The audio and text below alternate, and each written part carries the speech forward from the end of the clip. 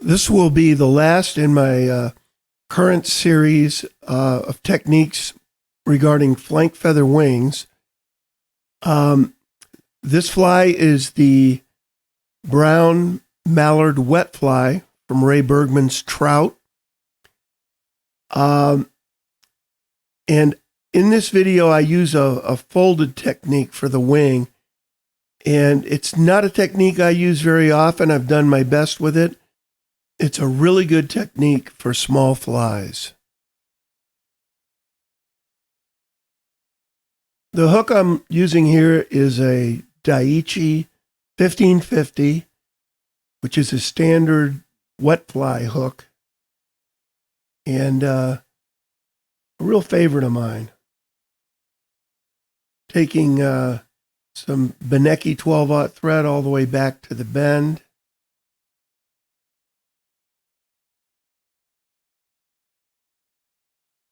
Going to do a standard tag on this. This is flat, small flat metal Lagarton tinsel. And to do these tags on a Bergman fly, you just go 5 turns back, 5 turns forward, back over the tinsel you've already wrapped back. And on this one, I think I only get 4 turns forward. I was toying with the idea of a 5th and decided against it. And back off the thread to keep the bulk down at the rear of the fly.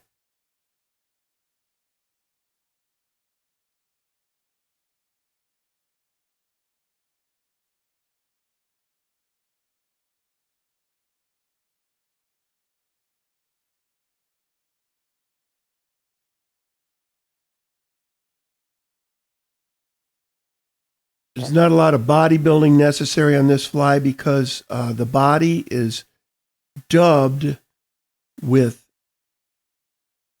brown wool. I made this dubbing by shredding 2 strands of Bill Bailey's brown Berlin wool with my fingertips. It's a super easy way to make dubbing. And it works beautifully. You don't have to do that. You could just wrap the 2 strands if you want. Tying in a tail of bronze mallard, and this tail should be fairly sparse. The one in trout looks like it has just 3 strands. It's hard to know. Those are illustrations. I toyed with the idea of adjusting this tail, looked at it, and if it ain't broke, don't fix it.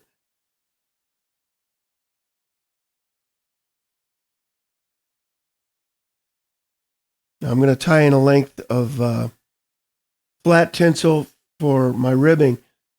Now, Helen Shaw has a technique in her book where she uses the same piece of ribbing, or the same piece of tinsel for both the tag and the ribbing.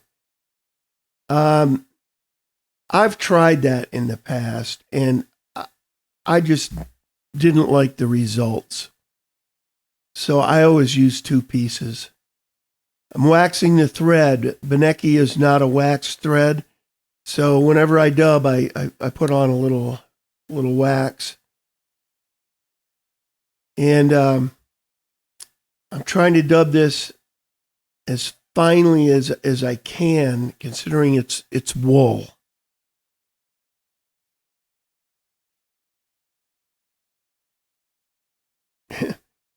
Here I'm right there. I took the thread forward a couple turns because after all these years, I'm still never smart enough to leave the thread short of the tail when dubbing.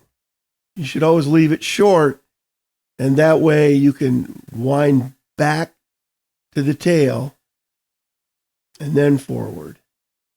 and you don't have to try to jam your dubbing up to get it started. And as many years as I've tied, I've never quite been smart enough to do that. I always wind up backing off.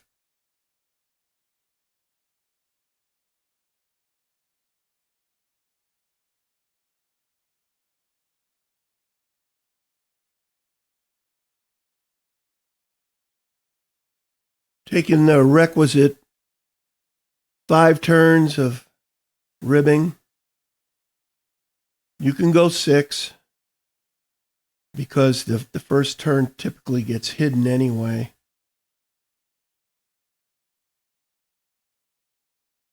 I didn't realize I had a little dubbing left on the thread, so I'm dealing with it.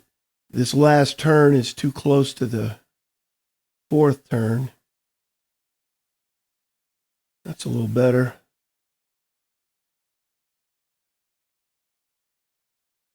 I'll trap this tinsel.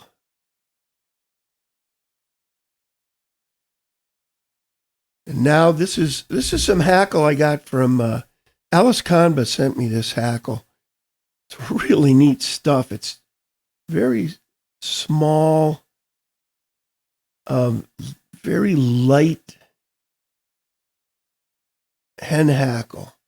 And I don't know where she got this stuff. It's probably, 50 years old. She has trunks full of materials left over from the days when she and her little local company in Ireland used to supply the larger concerns in Germany and the U.S. with flies.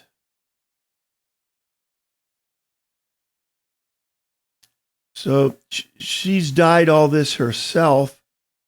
I think this color is a Dylon dye, tobacco brown.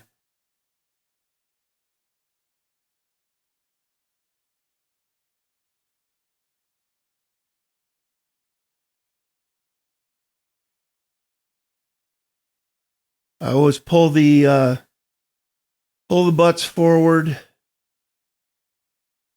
Try to get the butt separated out from the main hackle before I trim it.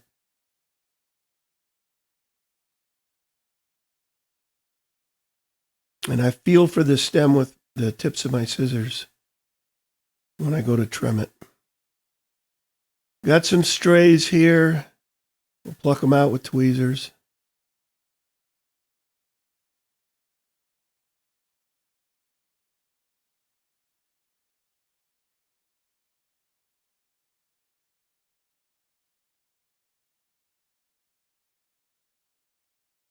Now I'm going to pull the hackle down into a beard. Just makes winging the fly easier. If you look at Bergman's flies, he's done that with all the flies, all the wet flies in the book. Didn't quite get this. I'm going to do it again. Sometimes you can just pull it down. You don't really have to take thread wraps around it. Other times, you have to take thread wraps around it. This hackle was fine enough I could just sort of pull it down.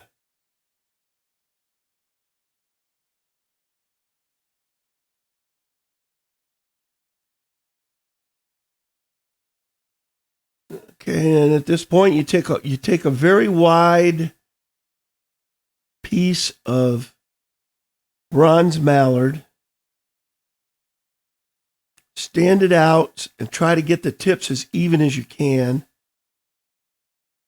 and then pull it off the stem. And I know tires. Davy McPhail in particular folds this piece 4 times. Well, I couldn't get 4 out of it. Maybe I didn't take a wide enough one. I could only get 3. out of this particular one. When all was said and done, folding the feather 3 times just didn't work, as you'll see here shortly. I went on to do a second version of this fly, and it wasn't appreciably better than the first. What I did with the second version is I folded the edges in so that they met in the center of the slip. And honestly, that didn't work either. So ultimately, I did a third version of this thing. And the third time was a charm. And I used the conventional method that Davy McPhail uses, where I just folded a wide slip 4 times, working on the bottom of the switch, of the slip. And making the slip a little wider, I was able to do that, and things worked out infinitely better. So we'll finish this one up and try to forget it ever happened. And then I'll show you the good one I got.